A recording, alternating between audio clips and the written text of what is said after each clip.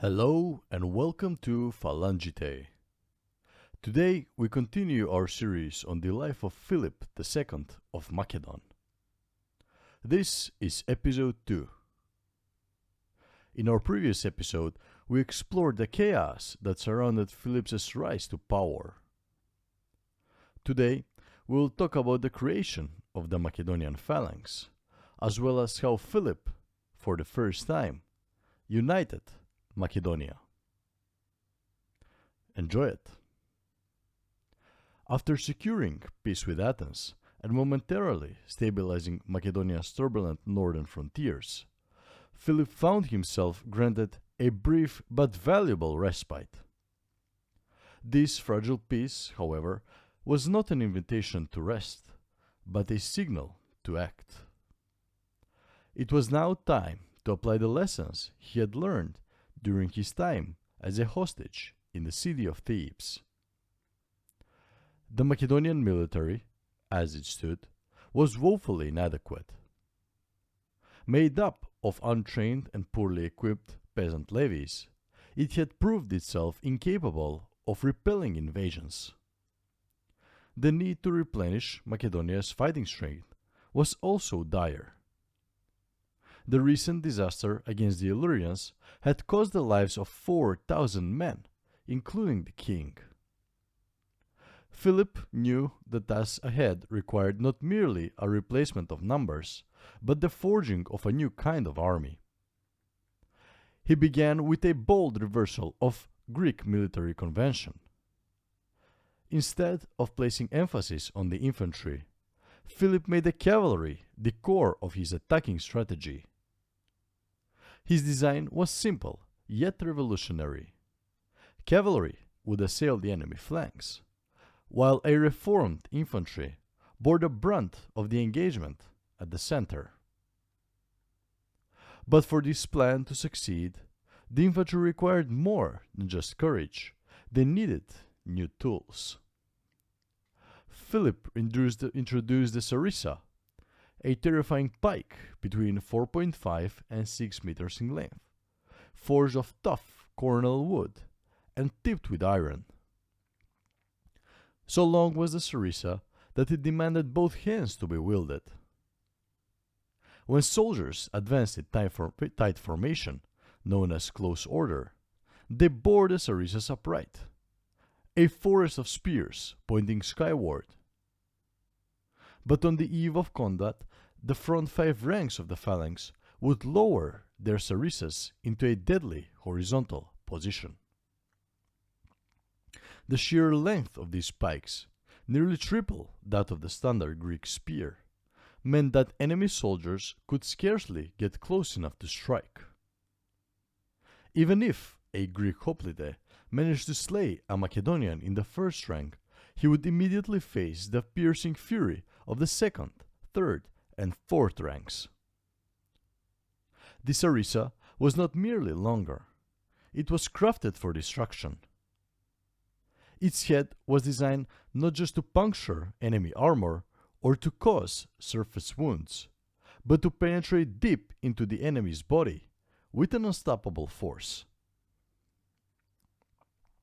To accommodate this two-handed weapon, each infantryman carried a pelta, a small 60-centimeter shield strapped across the shoulder, freeing both arms. He wore no breastplate, only greaves, a bronze helmet, and a tunic of cloth. But the phalanx itself, bristling with sarissas, became his armor. When arranged in battle formation, the Macedonian phalanx would have presented a sight of awe and terror, a wall of sharp iron extending for hundreds of meters. To meet such a formation in an open field was to charge into death. The transformation of these men into a single, unified engine of war was no simple task. Training was relentless. Soldiers underwent constant drills, learned to march and run with the heavy sarissas, and practiced combat in varied formations. They marched 30 states, or over 5 kilometers, in full gear, preparing themselves for battle and fatigue alike. Crucially, Philip manipulated the depth on the phalanx based on the battlefield conditions, sometimes 8 men deep, other times up to 32. His men were trained to adapt with precision and discipline. Philip's reorganization did not end with the infantry. The cavalry too was reformed from the ground up. He divided his horsemen into regional squadrons, known as ile, drawn from the areas they hailed from. This created pride, competition, and a fierce local loyalty, each squadron eager to distinguish its homeland through acts of valor. Philip broke with Greek custom again by training these squadrons to charge not in a broad frontal wave, but in a concentrated wedge formation, an aggressive tactic borrowed from the Thracians and the Scythians. The result was a fast, brutal thrust capable of splitting enemy lines. Cavalrymen wore iron helmets, bronze or leather cuirasses, and bore the ziston, a long spear used mainly for charges, along with a short sword for close quarter combat.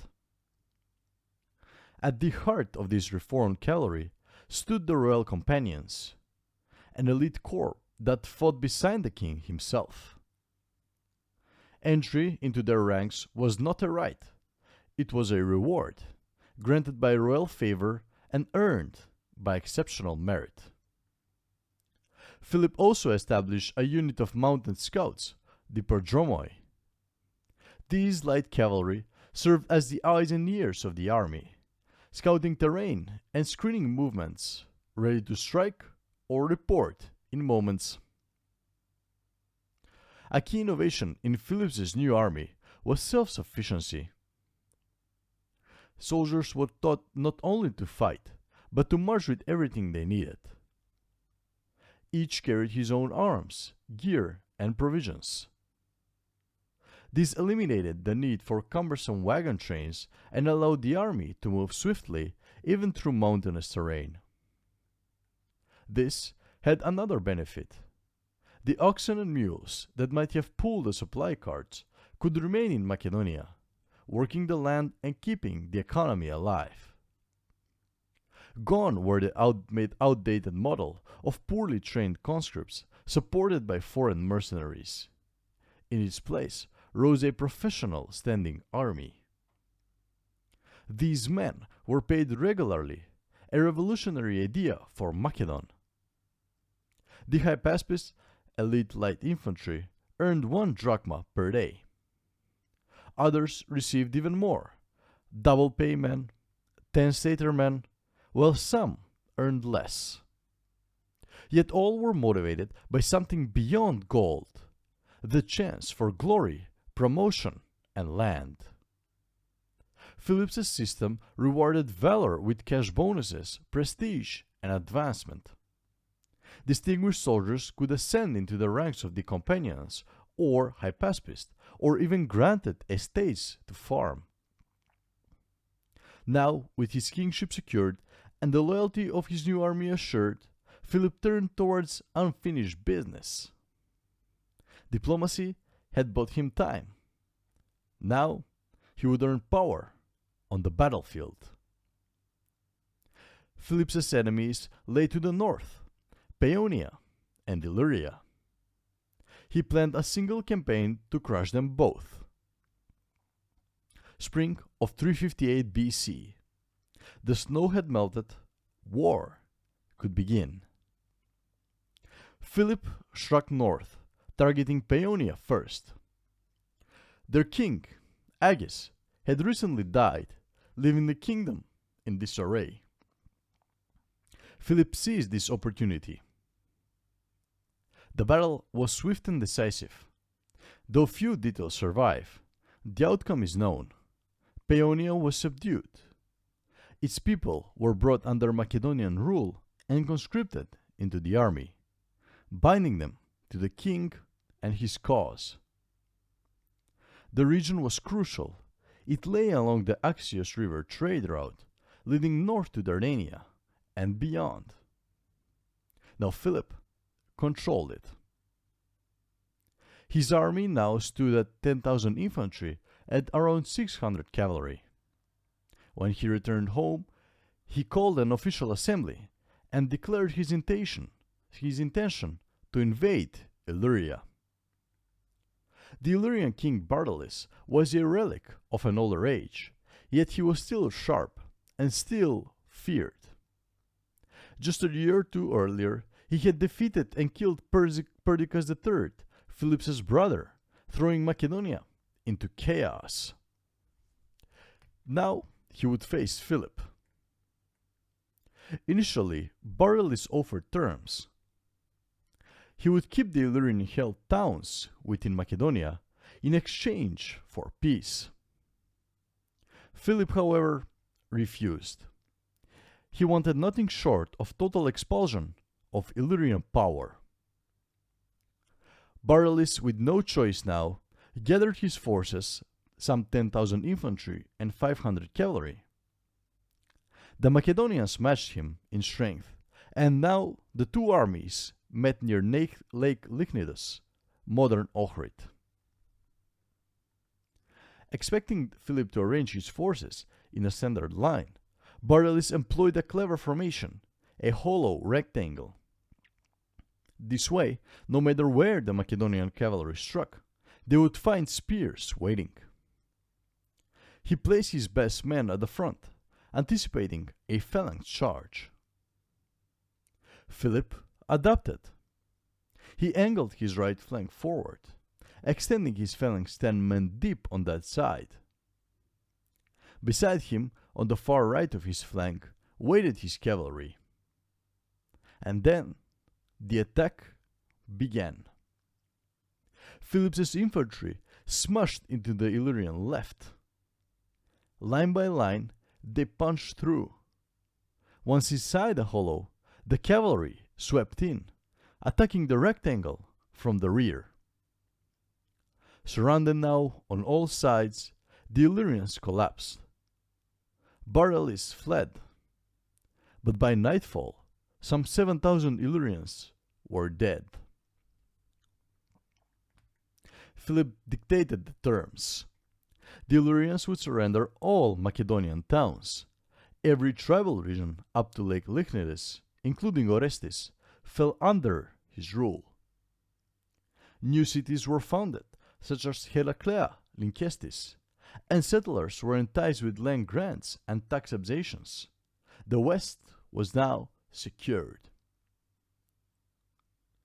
From Lake Lychnidus, Philip could strike south into Epirus or guard the northern frontier. The strategic value of this victory was unmatched. It brought not only economic gain, but also secured trade through the Dardanian sphere. If any noble clans in Upper Macedonia objected to Philip's dominance, they were too weak to resist. Some fled, while others pledged their loyalty to the king and were rewarded. Among them was Parmenion, a former Paeonian chieftain who became Philip's top general. He would serve Philip loyally, and later Alexander, until his execution in 330 BC. Though Philip remained married to the Illyrian princess Audata, the tribal monarchies of Elemiotis, Orestis, Lynkestis, and Pelagonia were abolished. Their people were now Macedonians, governed by the centralized power of Pella. The significance of this victory was immense. First, Macedonia doubled in size. Second, military manpower surged. And third, and most importantly, Upper and Lower Macedonia were united for the first time. Philip was no longer just a king. He was now king of all Macedonia. But this was not his final ambition. and his gaze was already shifting southward, towards Greece. But that is a story for another time.